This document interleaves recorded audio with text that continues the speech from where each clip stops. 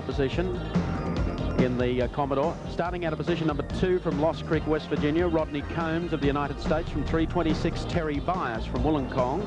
From 4, number 2, Barry Graham from Sydney. Out of position number 5 from Tasmania is Robin Best. From position number 6 is, of course, Barry Blake from Western Australia. From 7, Gene Cook of Tasmania in car number 11. From 8, number 6, John Laws. From 9, 55, George Elliott. Out of position number 10, number 33, Steve Harrington. A busy day for Steve. From number 11, 10, Nick Girdlestone. From 12, number 8, Ian Clarkson of Victoria. From 13, number 5, Jeff Munday. Also a busy time for him. From 14, Neville Harper of Tasmania. And starting out at 15, car number 9, Fred Seary. Also a VN Commodore V8. 3 Aussie-built Commodores against the American machinery, the Oldsmobiles, the Chevs, the Buicks, the Pontiacs, and they've got about 3 parts of a lap. And on the outside of row 2, Barry Graham, former short track specialist, in car number 2. Waiting for the pace car to drop below the line, which it does at the moment. Fans in the grandstand get ready to acknowledge the start as the green flag comes out. And this time it's Rodney Combs. Goes through to take over the lead. Barry Graham dropping very quickly into second. I think maybe that caught Alan Grice unaware.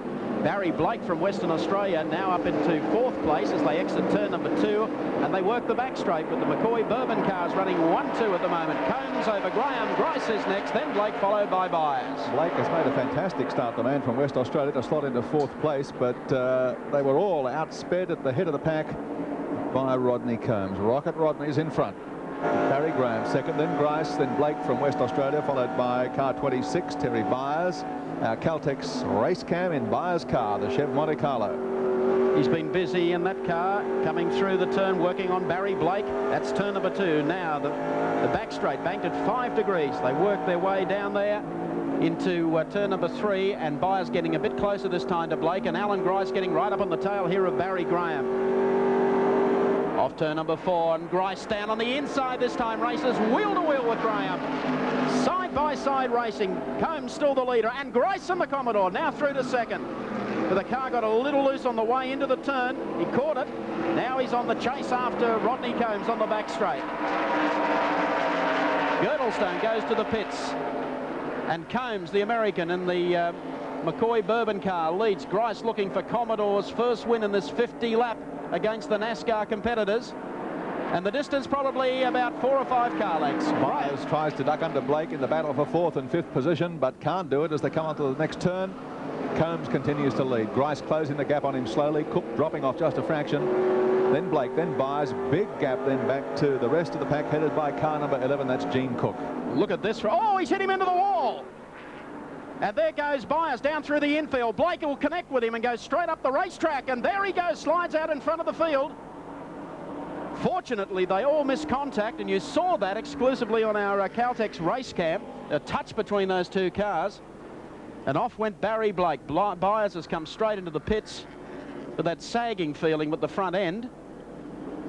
Yellow flag comes out, and there's Barry Blake of Western Australia. Well, it was tight racing for 4th and 5th between that pair. Too tight. It's still Byers is determined to get back out there if he can. Well, his pit crew could be called Byers Triers, couldn't they? They're just hacking the car away. Yellow flag is out, of course, the pace car coming out onto the track. They'll be out there pretty quickly to try and get Blake's car removed. Byers at least was able to make the pit lane. We see this in replay from the Caltex race cam in Terry Byers' car. Well, that was a whack in the tail.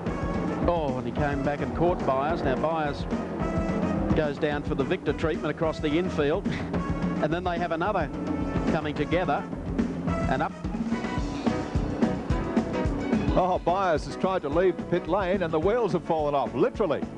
Yes, we'll pick that up for you in a second. So that was the replay of that incident. Let's have a look again. Back straight. They tap. Off he goes into the wall. Then comes back across. Catches Terry Byers. He goes down through the infield. Now Byers is trying to correct as Blake comes into him again. Most of them not able to control their cars. Blake winds up sideways. Byers goes to the pits. Now, he got into the pit all right. The crew went to work on the car. They tore the loose bodywork away. They changed a couple of wheels. Now, whether or not they just haven't put the lock nuts on, I don't know what they've done, but as he went to exit the pit lane, the wheels just fell off. It's exactly what happened. So take them up. Oh, it felt beautiful. We had a bit of push in it in the first race, and it was wearing that right-hand front tyre out. We took a couple of rounds of bite over it, Mike, and it was running real strong. I could pick him up easy. And I went to pass Barry on the outside there, I thought, you know, and he just moved straight up and we tapped. And that was it, mate. It was all over. Yes, well, you only need a tap, and once you lose traction, it's on for young and old, isn't it? You haven't got much control over them once they get onto the grass. Yeah, well, we were probably running 180 mile an hour down that back straight there. And a bump and we were both gone. I hope Barry's all right because, you know, we need every car in the sport. Yes, well, I see they've tried. It's just academic to where both cars wind up. So he's very, very lucky, Barry Blake, to get out of that. And of course, he's got a lot of supporters here from Western Australia. I know a lot of motorsport devotees watching this afternoon through TVW7 in Perth. Would hope that Barry can be back and racing for Heat 2. Let's hope so anyway. Alan Grice can come up with a first up win, getting ready to come in and take the green flag. 12 laps down, and Rodney Combs gets away, and Grice is after him. Graham on the outside trying to fight off a wall of cars as the green flag comes out, and it's Combs into turn number 1. Grice in there comfortably, running the low line as the two of them come out onto the back straight. Barry Graham's third. Robin Best has done pretty well in this period of racing to move up to 4th spot, followed by Gene Cook making a big charge in car number 11. Yes, a lot of the short track boys and winners of the Marlborough Grand National are doing very, very well here on the Super Speedway. Down through the tri-oval, Rodney Combs. 3 car lengths in it now to Alan Grice, about 5 back to Graham. Then, of course, Gene Cook. Fred Seary just in behind Cook and getting a little sideways too out of the top turn. 14 laps down. I tell you what, the crowd coming alive here as Alan Grice starts to hone in on Rodney Combs. They are running all the way to the floor as they come off the 4th turn now, down through the tri-oval. Combs switches from the outside, runs about mid-track. Grice's Commodore howling as it sends it into turn number 1, getting it just a little bit closer. Coming off onto the back straight this time. They've opened up quite a gap now over Barry Graham. Up into turn 3 again. Rodney Combs goes into that turn right on the pole line, then drifts up halfway through, but he'll run about mid-track down the front straight. If Grice can find an opening, it'll be down through the tri-oval in a couple of laps' time, and you'll find he'll almost have one wheel on the grass. Barry Graham still holding down 3rd spot, but well behind the leading pair now, followed by Robin Best. Then Fred Seary has moved up to 5th, relegating Gene Cook to 6th position.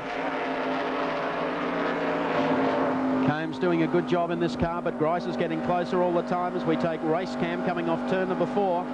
It's the Bob Jane T-Mart's race cam down through the tri-oval. That little gap that's still open on the inside. Expect to see Grice down there in a couple of laps. Goes out wide, then tucks back in behind Rodney Combs into the slipstream. Combs gets out of there quickly, though. Grice needs all of the straight to try and they're about the only ones that are in contention at the moment. There's Barry Graham still running 3rd on the road in the real McCoy Kentucky Bourbon entry. Good solid performer, Barry Graham. Low profile, you don't see him or hear from him all that much, but he goes round and round, not only here but at Bathurst as well, in partnership with Brian Callahan. In 3rd place, Fred Seary is 4th and Robin Best is 5th. And of course there's a lot more dome. Rodney Combs still leading. Alan Grice getting closer all the time as they pass Monday on the inside, and here's Grice up the inside now as they pace it out side by side into turn number 3. Grice, as he got the nose in front, looking for the outside run here of Rodney Combs. Alan Grice taking the lead now for the first time and just sprinting away as they go down it towards turn number 1. Gee, opened up the gap there very quickly, Alan Grice. Well, he caught Combs. I don't know if Combs has got a problem, but Combs went off the pace And he's got a problem. lap or so back in the break. Fred Seary.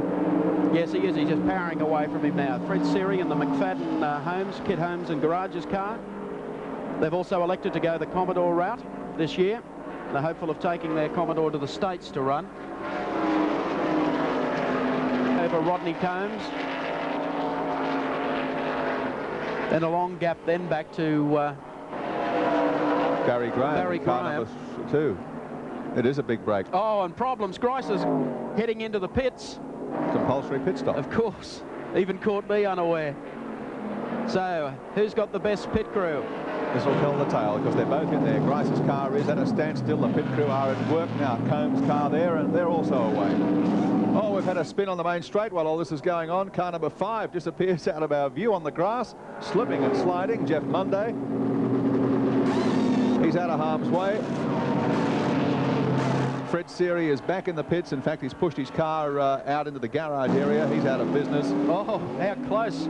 Grice and Combs. I tell you, there wouldn't have been more than a split inch. Maybe a second to 2 seconds. That's all it could have been. And Combs has gone back out trying to chase Grice as they make their way back onto the back straight. Compulsory pit stops. That at least was a little better organised than the Oscar one when some of the guys decided to go after 2 laps. Well, I reckon Grice's pit crew won that car number 2.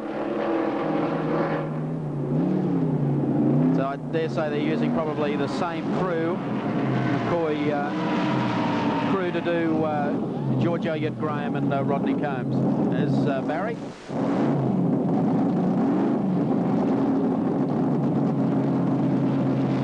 Study of concentration. Changing the outside rear. Down, ready to go.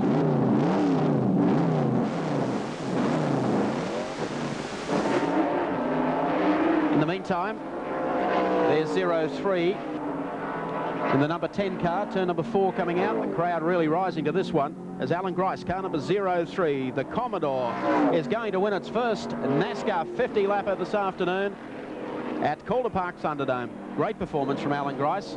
Second across the line will be Rodney Combs in car number 77, and Barry Graham, I think, is going to pick up 3rd in the second of the Kentucky NASCAR race at Calder this afternoon, but he's getting more airtime exposure than the rest of us put together. Yes, well, he deserves it. About the only thing he's not running this. As you can see, they're lining up the NASCAR competitions for heat number the NASCAR challenge this afternoon. Alan Grice to see whether or not he can come up with second win. Now, can Gricey do it off the start? They're coming off turn number 4. Heat 2 of the NASCARs from Calder Park, and Gricey doesn't miss the start this time. He leads the draft charge down the front straight with Rodney Combs very quickly moving into second place. Barry Graham on the inside of George Elliott runs in 3rd as they go into turn number 1. Now work their way onto the back straight, and a very aggressive Alan Grice means business in this one, Bradley. Well, yes, I was just watching him shoot off the start. The American engines that he's brought out, that makes all the difference. He just bounced away from Rodney's car. Grice's car sounds so crisp out there, and it just keeps on trucking all the way down the straight. And I think Rodney's really got his work cut out to run with him, let alone beat him today. Back in the pack, the one going into the pits as I speak was our West Australian driver, Barry Blake, and he went into the pits. I don't know if it was intentional, but he had it sideways coming off the bank and then wound up in the pits anyway, so he's gone in for a pit stop. Obviously the car is not right. I think they may have well had a fender rubbing against the back tyre there. And it doesn't take long to rub through, so it's a smart move to come in the pits that quickly. So the charge goes on again. Alan Grice giving the fans here quite a show in the Commodore, number 0-3, the Valvoline sponsored car. Heads onto the back straight. Rodney Combs driving the car that Grice drove here last year. And Rodney has done a fine job here today as well. They had to piece the car together on Thursday when he arrived in the country. And it's amazing what experience in this category can do. I think he's really just manhandling the car along today. He certainly hasn't had too much time to get it ready. When we got here on Thursday morning, it was still blue, so they've really put a lot of work in to get it to the point where it is now, and it's working hard chasing Grice. There's no substitute for experience, I guess, in this form of racing. Except horsepower. Yep, yeah, that's true. And Grice does it pretty well. There he is coming down through the tri-oval. Rodney's still sticking with him. He hasn't been able to. We're working lap number 10 of Heat 2 of the NASCAR Challenge for this afternoon, the Christmas Classics. And following Fred Searing in the McFadden, Kit Holmes and Garage's car, another one of the VN Commodores. And he's really been hauling in this race. Keeping in mind he started dead last, and he's been just hammering through the pack. In fact, making up a lot of ground behind George Elliott and Barry Graham. Beautifully turned out car. And Fred, of course, is an old hand at short track racing. Has certainly settled well into this NASCAR combat. He's been to the United States, drove at Riverside last year on the road course, and their intention is to develop the V8 Commodore and for Fred to go with the McFadden team to the United States next year and maybe do some races, including Daytona and the World 600. Basically because their sponsors, McFadden's, are breaking into the American marketplace. And like so many of the corporations in the States that support NASCAR, they believe it's the way to go to grab attention. He's doing a good job out there, and in fact moving up behind the two cars now. The Real McCoy number 55 car with George Elliott at the wheel. And there he goes straight down on the inside. He's coming up on Barry Blake without the hood. Barry's been in for a pit stop, so he's dropped well and truly off the pace. So away goes Fred Searing on the inside, and I think the next one he'll be up there to contend with will be Barry Graham. Fred's certainly not taking any prisoners out there. He's playing for keeps, and he's driving the car hard. To come from last to third as quickly as he has is a good job. Well, he moves up one more spot. He picks up another $8 grand. It's $8,000 for fourth and $16,000 for third. It's big money, isn't it? $30,000 to the winner. Stop, you'll have Bradley crying again in the moment. Yeah, I was going to say it makes me feel bad, but one other thing it does is make the touring car prize money seem so silly. I mean, it's $3,000 for a win there. It's ridiculous. Well, here's Fred Searing closing in on Barry Graham in the third of the Real McCoy Kentucky Bourbon cars. I guess that's an appropriate sponsor, isn't it, for this type of racing? Boy from the south. So Graham trying to hold his position, but Fred is really going out after him, and the car looks superb here today. They've decided not taking our Dulux Auto Colour race cam, as you can see, in Barry Graham's car, and there's Fred Searing approaching, and approaching very quickly as they come down the start-finishing straight here at Thunderdome into turn number 1. And Fred tried to set up for a pass here. It'll probably be the inside. Oh, he's gone. There's Fred. And he's sliding off towards the wall and kisses the wall on the back straight. What wretched luck for Fred Searing. And he was going so well. Gave the spectators a great view of the action along the back straight there. And he's crumpled the back of it. The yellow flag comes out, and he'll go to the pits and probably, I would think, change at least a wheel and tyre. Someone will attack it with an axe. That's what will happen. Try and get some of the panel off the wheel so he can continue to run.